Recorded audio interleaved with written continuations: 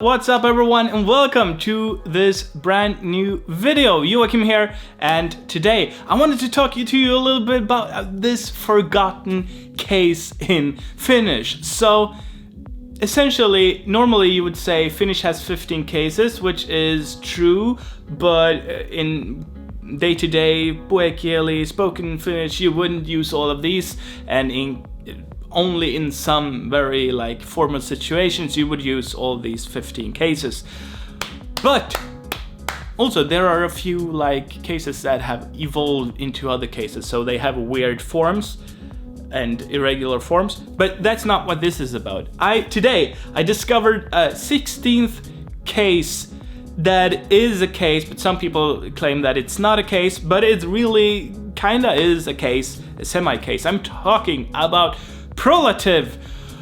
Wow, what is that? It's crazy, right? It's such a weird case. If you hear, I have no idea what it's about, but it's very interesting and very easy to understand. But it's just funny how no one really talks about this, at least until now. And I've been learning Finnish for 1.5 years, about like that maybe, and I've never heard about this before today.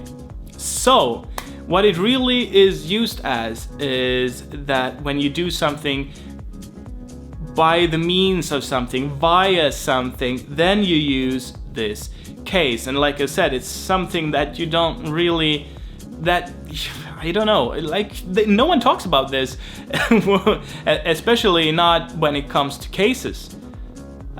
Which is very weird because it's such an easy thing. But the problem here is that it's not always acting like a case, because adjectives and other words, they don't agree with this, meaning that it acts more like an ending or a postposition itse, which has been just glued together with the word, glued at the end of the word. So it looks like the word is in a certain case. However, there is this one case where this case is actually acting like a case. So it's like a semi-case, basically. It doesn't really know what it wants to be. It really looks like, in most cases, it looks like it would be, like I said, a postposition that has turned into an ending. But in this case that I took from Wikipedia, or also on Wiktionary, there is a translation there. So don't blame me if anything is wrong. But in this sentence, hän hoiti asian pitkitse kirjeitse, there it means, there it acts like a case, because the adjective here, pitki? I don't know. I don't know that word actually. So, but pitkitse, it says here, pitkitse kirjeitse, both words are declined here with that case ending. So it acts like a case. He took care of the matter with a long letter, I think it says. At least Wiktionary states that, so don't blame me if it's wrong. But I find this very, very, very interesting, especially since I love cases. I just love grammar, and I especially love cases. Yeah, I know, I'm weird. I'm a weird Swede, but Finnish is just such a nice language when it comes to cases. But I know some cases in Finnish those are not very super cool, because they are very easy to understand. They correspond to a preposition in Swedish, for instance, so they are very easy to grasp. Sorry for my ranting here, or my mumbling, but anyway. So, and when I noticed this, and also when I heard about cases that are only used for adjectives and adverbs, it's just so nice. But basically those are just used to explain.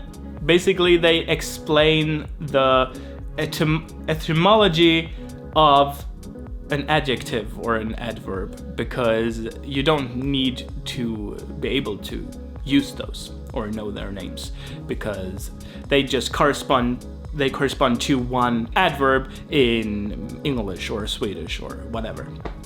So we don't really need to know about superessive, täällä, for instance, for here, which is the superessive of tämä, which means this.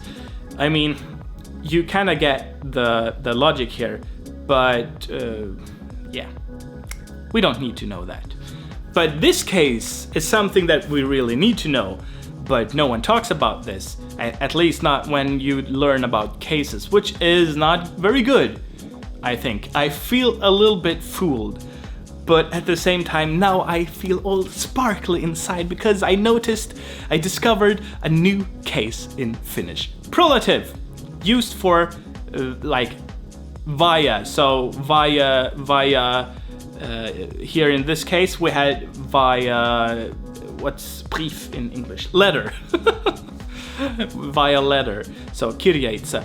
And also something very interesting that I haven't grasped yet why this is that commutative, which means with something, and prolative, and also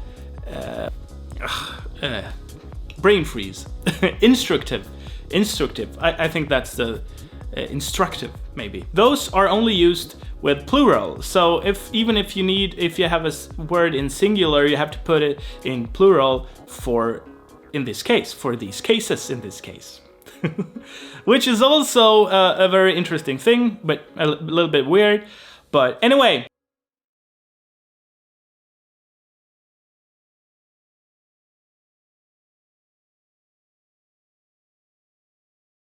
This was everything I wanted to talk to you about.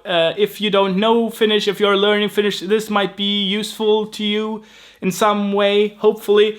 I just wanted to share you my joy for discovering a new case that I didn't know existed before.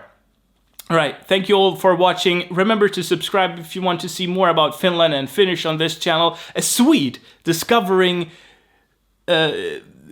his neighboring country and language. See you in the next... What was this? See you in the next video.